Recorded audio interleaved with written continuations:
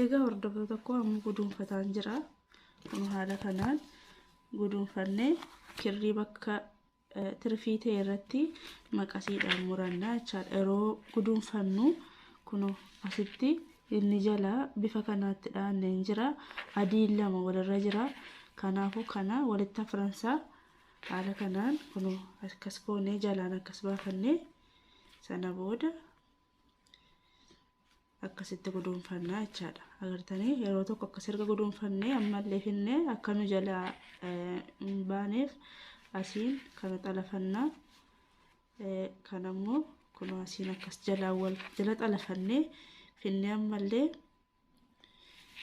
guduunfaa lammataa guduunfinaa jechaadha. Cimsinee akka booda nu jalaa hin hiikanneef dizaayinii irra keessa kana maqasiidhaan murree fandiishaa waan godhannuuf akka inni nu jalaa booda hin hiikannetti cimsinee hidhannaa jechaadha. Kunoo kan lammataallee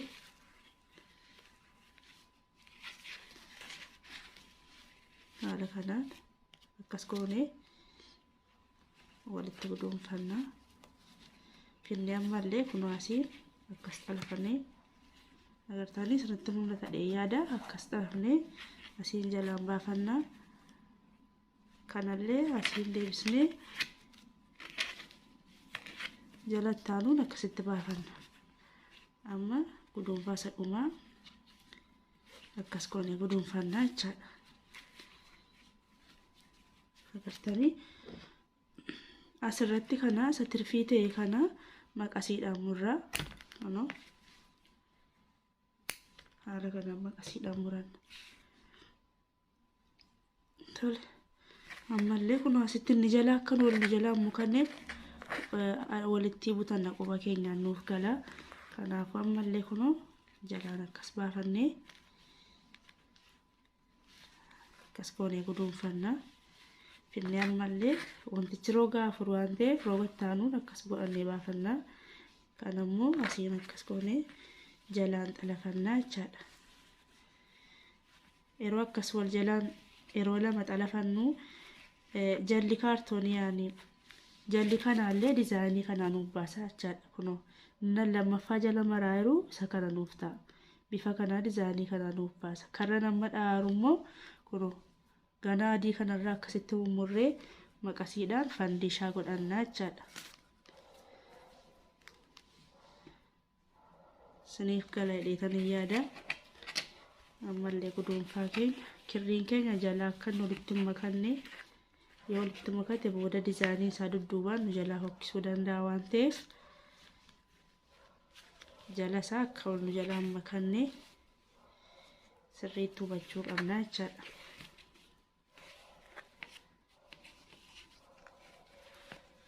Inshaallah sinitti mul'ata yaada.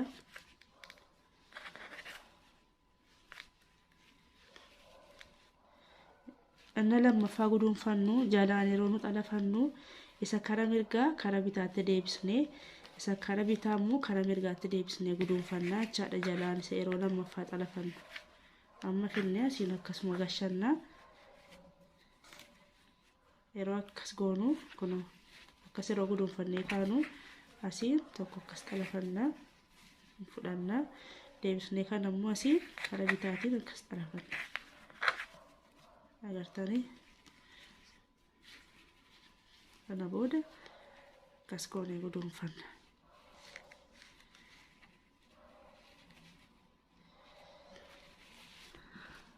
Kana hundasaa guduunfannaa jechaadha.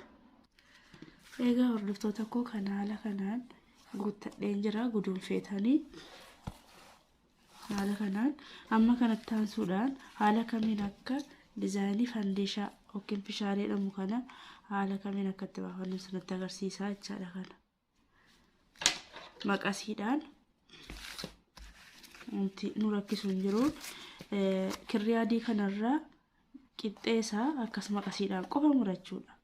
Qixxeessaa hundaa miti kirrii adii qixxeessaa amma kana muradhee kunoo jalatti kirrii hambiseen jira. Sababni isaas guutuu isaa muruun nu barbaachisu jechaadha. Nu jalaa eeggata waan ta'eef haaluma kanaan kunoo nuuf gala ala akkuma kana goonee bifa fandishaa akka nuu ba'uudhaaf kunoo kirrii adiirraa qixxee isaa muraan malee guutuu isaa miti. Asitti wanti isin hubachuu qabdan kunoo qixxee isaa akkasitti hambiseetan hin jira, qixxee isaa mureetan hin jira jechaadha. Kunoo kan itti aanulee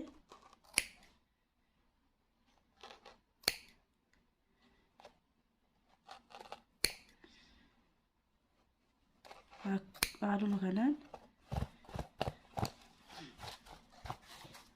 akkas goonee murannaa jechaadha. Qixxee adii kirrii roozii isa jala jirutti hin buunu, qixxee isa adii qofa akkas goonee murannaa jechaadha. Inni nu booda bifa fandishaa nuuf ta'a. Dizaayinii fandishaa. Fuuldirri gam tokko dizaayinii fandishaati. Fuuldirri gam tokko zimmedheetu fandishaan ta'een dizaayinii lama qabaa jechaadha dhoobsi kun. Agartanii maqasiidhaan qofa mummuruudha. Yeroo mummurru garuu adii kana guutuu isaa akka murreetti ilaallata.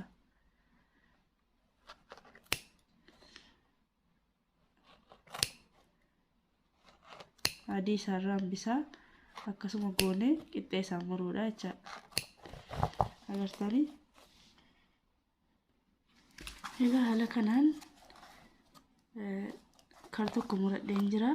Ergan kana muradhe ammallee deebisee isa kanallee kunoo isa jalaa kanallee nan muradha jechaadha. Kirrii adii waan ta'e qixxee isaa numa muranna. Marsaa lamadhaan waan ta'eef kirrii adii marsaa lachanurraa haala kanaan muranna jechaadha.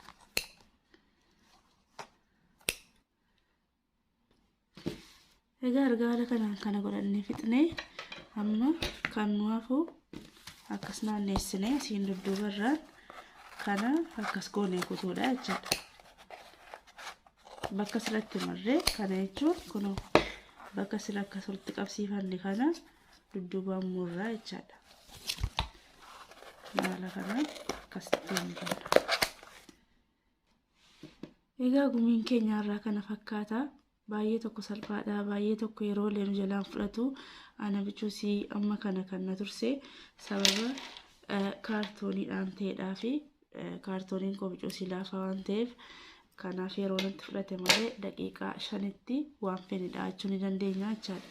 Haala kanaan baay'ee tokko bareedaa karaa lachaniin itti fayyadamuu ni dandeenya. Soofaadhaaf, barcumaaf, shiiniidhaaf haala barbaanneen itti fayyadamuu ni dandeenya. Egaa viidiyoon kun akka inni isinitti tolu abdiin qaba.